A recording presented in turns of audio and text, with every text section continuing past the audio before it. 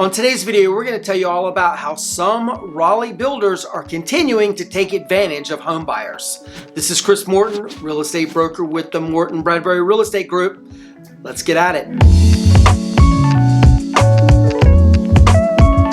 Some builders do some pretty awful things to home buyers. Almost every day we get phone calls from buyers telling us some really sad stories about what they're dealing with the builders out there. Some of these builders have gone back on their promises about what they're intending to put in the homes. They've changed up the floor plans willy-nilly. They've delayed closing times randomly without letting the buyers know, and basically all kinds of horrible things like this. There's sometimes when we can jump into the situation and help smooth things out with the builders, but then there's other times when it's too late, that we're not able to help, we're not allowed to help, and we have to break that news to buyers, and they end up with a really bad story related to the house they're going to be living in for the next few years. So this video is all about giving you some things that you can watch out for in hopes that you don't have a horrible experience like those other folks. So first though, a quick disclaimer. We don't want anyone watching this video to think we're talking about all builders out there. As one of the top 5 new construction buyer teams in the entire Raleigh Triangle area, we have some great relationships with a lot of really great builders. Unfortunately, there's some not so great builders out there. Those are the ones we're talking about today. Those are the ones we're giving you some tips on to hopefully avoid getting yourself into a issue or a sticky wicket, as the Brits would say. The first thing you need to watch out for is the sales tactics, the pressure tactics that some of these builder representatives are using out there. Be aware, many builder representatives will use strong arm pressure tactics to tell you prices on the house are likely to go up in the next week, or that there's a lot of interest in the lot that you're interested in or the home that you're interested in, and they use these pressure tactics to kind of rush you along and force you to buy the house that they want you to buy that you may or may not be interested in. A study came out last year that said 21% of home buyers felt that they were pressured to make an offer, and to no surprise, we've seen this happen a lot in new construction around here. Having an agent on your side will give you an advantage with this process. Your agent can look up recent sales in that neighborhood and let you know if the neighborhood you're interested in is selling slow or selling fast. That will completely determine your methodology about how you want to go about securing that home in that neighborhood if you're interested in it. The next thing we need to make you aware of, some builder representatives are making it really difficult for you to bring your own agent to the transaction. If you make the mistake of walking into one of these sales centers for one of these builders without bringing your own real estate agent along, some of these builder reps may never let you buy a house with them unless you are unrepresented. What this means is you'll be dealing with the agent that represents the builder and only represents the builder. It's a little bit like going into a court case without an attorney to help you. You might be able to win, but it's also possible you might lose as well. Remember, always find and interview your own agent before going to see any builders at all. You should always treat the builder model the same you would treat a car dealership.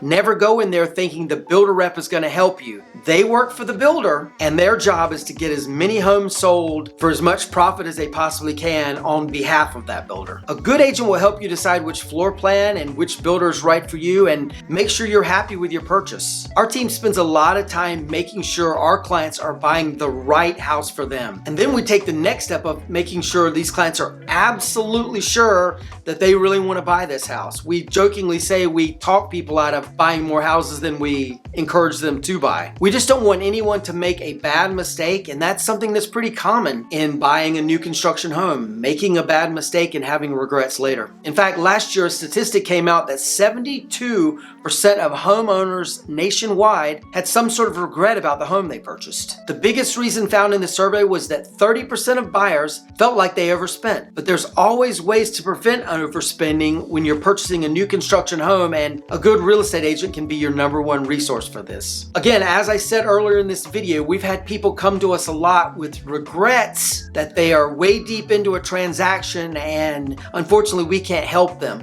A lot of it has to do what we've been just talking about here, that the builder rep is forbidding you from bringing your own agent to the table because you've had such a long engaged conversation with these builder representative. So again, bold-faced underline, never ever walk into or communicate with any builder or builder representative before you seek out and have your own real estate advisor help you. In general, a good bit of the time, that real estate advisor is going to be paid by the builder. The builder has a set marketing fee set aside to pay your agent with. And if you don't bring an agent, very unlikely that they're going to give you a discount for that amount of commission. Instead, that's going to be pure profit to the builder. So just remember, it behooves you to have an agent, not to not have an agent. The next thing you need to watch out for, some builders are continuing to use their design centers to pad their profits. So what's going on with some builders lately is they are giving some great deals on their standing inventory or their properties that they're in the process of building. What they end up doing is using these deals to entice buyers to come to their neighborhoods, buy in their neighborhoods, and then they send you off to the design center to pick out your selections to finish off the home, the countertops, the cabinets, the flooring, all of that sort of thing. And unfortunately, what they do is they encourage buyers to overpay for these add-ons at the design center. And these are things that either really aren't going to benefit the buyer when they go to resell their home, or maybe things that the buyer really doesn't have to enjoy their home and be proud of their home. It's just stuff that is glitzy and really, again, just pads the profit of that builder. So basically, the first question you need to ask yourself is, how long do I plan to live in this house? If the answer to this is not going to be your forever home, you probably want to be cautious at the design center, because putting exotic hardwood floors, gold marble countertops, and other high-end upgrades may just cost you a lot of money, and you likely won't get those back out when you sell the home down the road. Please keep in mind that design rep, as with that builder representative at that model home, that design rep works for the builder. Their goal is to get you to spend as much money as you possibly can to make your home as beautiful as they can, and unfortunately some of their finishes and fixtures are overpriced. Again, having an agent who understands your situation and what things are worth are really critical at this stage of the process. But remember though, you are the final decision maker on what you buy and what you pick out for this home. If you absolutely want to blow it out and put all kinds of amazing fixtures and finishes and whatnot in your home, and even though you're not going to plan on living there for very long, that's fine. You're the final deciding factor. Your agent can only be your advisor and tell you what they would recommend you do if you plan to sell it in the near future.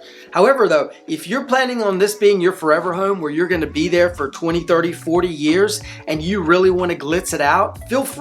Definitely if you're going to be in a home for a long period of time, all of those upgrades that you're overpaying for today, let's say, those overpaid upgrades will eventually, the market will catch up and the home will be worth what you paid for it, and you'll end up making some profit.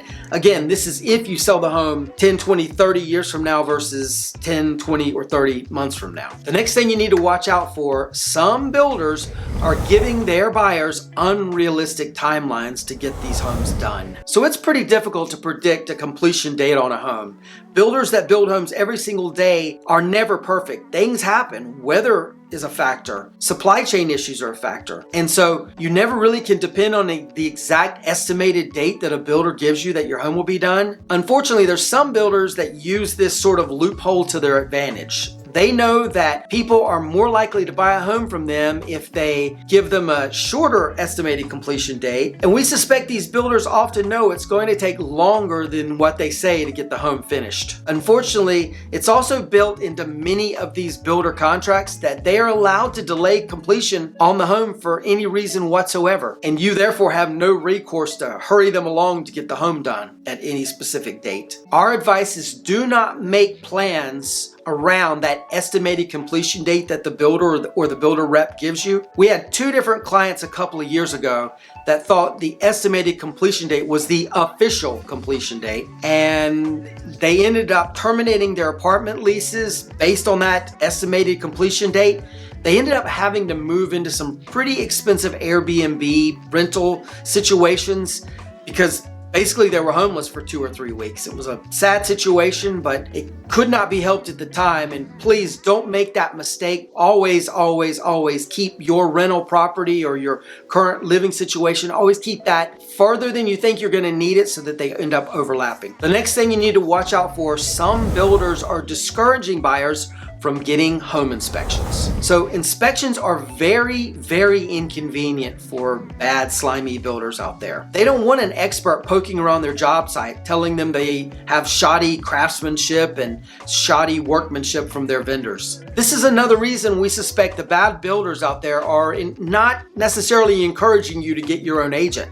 They know that a really good agent is going to strongly recommend you get not only an inspection at the end of the process, but also a pre-drywall inspection during the middle of the process so that anything that would end up hidden behind the walls gets caught. And again, these slimy builders that are out there, and not all builders are slimy, but the slimy ones out there, they don't want the hassle of you coming to them and saying, hey, fix this, fix that. They'd rather you find it down the road, ideally a year down the road after your home warranty that they give you has run out. So bottom line on all this, if you don't have an agent or your agent doesn't recommend you get an inspection on a new construction home, ignore that. Always get an inspection on your new construction home. There may be some language buried into your contract that you sign with the builder saying it has to be done on a full moon 3 weeks prior to closing, but you have to hop on your left foot 4 times before it's accepted. That language may be in there, and there's some crazy stuff, believe it or not. Not that ridiculous, but there's some crazy stuff in these contracts. Make sure you read your contract. But definitely get an inspection, whether it has to fit into the parameters of what the builder gives you or not. The next thing you need to watch out for, some builders are cutting corners when it comes to building your home. So it's no secret that there is a tremendous shortage of homes on the market right now, and the builders are taking advantage of this because there's such strong demand for new construction homes as a result of it. Some of the more national builders have gone to the extreme of putting very flimsy materials in the homes they build. This is where it's important to do your own research. There's a particular builder that does an amazing job of building beautiful model homes and flashy videos that lure buyers in. But in reality, the construction quality of their regular work is rather poor. Basically, as we call it, lipstick on a pig. They disguise their quality by dolling things up and making it really, really pretty, like putting lipstick on a pig. Again, this is another area where your real estate agent can be a strong advocate and helper for you, an advisor for you on what to do. They know neighborhood by neighborhood which builder in that specific neighborhood is a good builder and which one is a bad builder, and they can encourage you to maybe not go in this direction and instead go see this builder instead. So arming yourself with knowledge and having an honest, aggressive, knowledgeable real estate agent at your side can be a huge asset in the whole process of buying a new construction home. And this real estate agent is the best way for you to ensure that you're going to buy the home of your dreams and one that you're going to be happy in long term. So if you're considering buying a new construction home or a resale home, my real estate team and I would be happy to help. You can email us at hello@mortonbradbury.com. Click on the link in the description below, or give us a phone call on the number you see below the screen. Be happy to help you out. Check out this video. We think you're really going to like this one as well. Like and subscribe to the channel if you haven't already done so, and we'll see you on the next one. Take care. Bye-bye.